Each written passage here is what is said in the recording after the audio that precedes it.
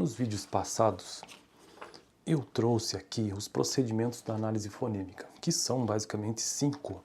Então, o primeiro trata-se de coletar o corpus, que são aqueles objetos que você vai analisar. Segundo, colocar todos os segmentos encontrados no corpus na tabela fonética, ou seja, a classificação.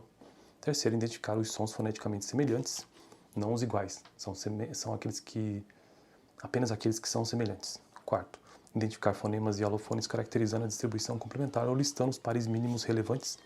E 5, colocar os segmentos na tabela fonêmica. Bom, estes são os procedimentos de uma análise fonêmica, para identificar fonemas, na verdade, né? E no vídeo passado eu tratei sobre sons foneticamente semelhantes. Isso com relação ao sistema consonantal do português brasileiro, fonemas e alofones. Hoje eu quero dar continuidade a esse tópico, né? Sons foneticamente semelhantes no português. O livro texto base que eu estou usando aqui, que inclusive quero mostrar que esse é 2024, muito novo, acabou de chegar aqui na biblioteca essa edição. Até então eu estava utilizando as edições mais antigas. E que bonito, hein? Eu nem sabia que tinha uma edição recente desse livro. Fonética e Fonologia do Português, Thaís Cristóforo e Silva. Então, se você quer entender um pouco sobre fonética e fonologia, super recomendo este livro aqui, que foi o primeiro livro que a professora utilizou na disciplina de fonética e fonologia na Faculdade de Letras, que é o curso que eu estou frequentando atualmente aqui na PUC. Bom, então vamos lá. Ao selecionar os sons foneticamente semelhantes, concluímos o procedimento P3, que eu já disse no início do vídeo, ou seja, identificar os sons foneticamente semelhantes. E quais são esses sons foneticamente semelhantes? Vou citar apenas um exemplo aqui, ó. Um som vozeado e seu correspondente desvozeado. É uma categoria. Então, P e B, claro que não é esse som P e B, porque aqui tem uma vogal também, né? Mas vamos entender assim, o P seria o P de pato, né? E o B de bola, ó. Sons, um som vozeado e seu correspondente desvozeado. Então, e B, ó. Você consegue colocar sua mão aqui na garganta e notar que um som é vozeado, ou seja, a gente sente a vibração aqui, ó, e outro som não é. Então, encontrar um som foneticamente semelhante no português, uma das categorias é esse parzinho entre aquele que é vozeado e o que não é. T e D também, K e G também, o J e o Tch também, o F e o V também, né, de faca e vaca, o S e o Z também, o X e o J, o X ou X. Qual que seria esse par aqui? Eu não consigo dizer, eu não conheço todos os símbolos da tabela fonética, né? Mas enfim, ficou claro aqui que sons foneticamente semelhantes existem categorias, né? E entre elas, essa relação entre o som vozeado e seu correspondente desvozeado. As nasais entre si também, né? As vibrantes entre si, entre outros. Então tá, ao selecionar os sons foneticamente semelhantes, concluímos os procedimentos P3. Passemos então, o que é o P3? Como já disse, identificar os sons foneticamente semelhantes.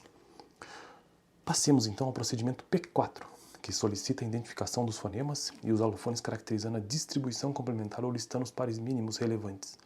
Para satisfazer tal procedimento, você deverá tentar encontrar pares mínimos para cada um dos pares de sons foneticamente semelhantes listados nesse exercício.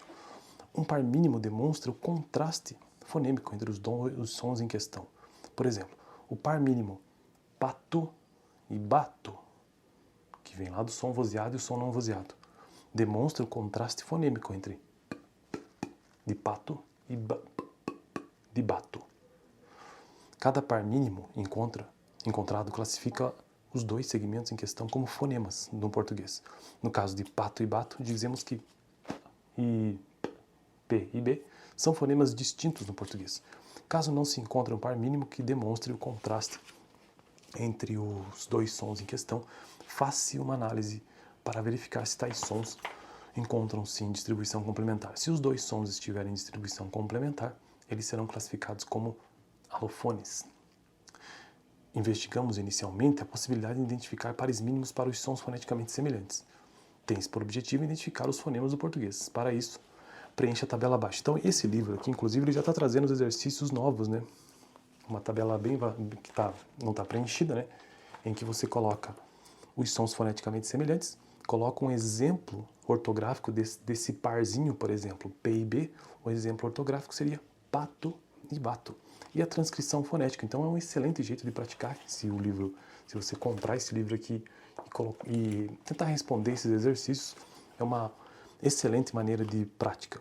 Então, é basicamente isso para o vídeo de hoje. Deixa eu ver se eu consigo finalizar o vídeo com mais um trecho aqui. Alguns pares de sons foneticamente semelhantes já se encontram na tabela para efeito ilustrativo. Então ela sempre traz um exemplo agora, porque nas edições anteriores não tinha um exemplo.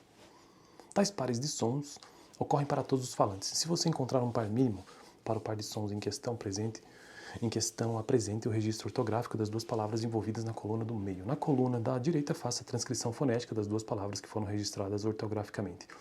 Caso pares mínimos não sejam encontrados, deixe as duas colunas finais sem preencher. É bastante provável que na tabela abaixo algumas linhas fiquem em branco. No quadro abaixo, listamos os sons foneticamente semelhantes possíveis de ocorrer no português brasileiro. Quando possível, exemplificamos pelos nomes um par mínimo para cada dupla de sons. Quando pares mínimos não forem encontrados, sombreamos a linha em questão. Isso aqui eu vou deixar para o próximo vídeo, porque isso é excelente. Ou seja, além dela trazer o exercício, ela também traz a resposta para ele. Porque, pelo menos nas edições mais antigas que eu estava utilizando aqui no canal, não tinha essa resposta. Isso aqui ajuda muito. Bom, então é isso. No próximo vídeo, resposta a esse exercício. Ou seja, de um som foneticamente semelhante, um exemplo ortográfico e a transcrição fonética disso. Fico por aqui, valeu!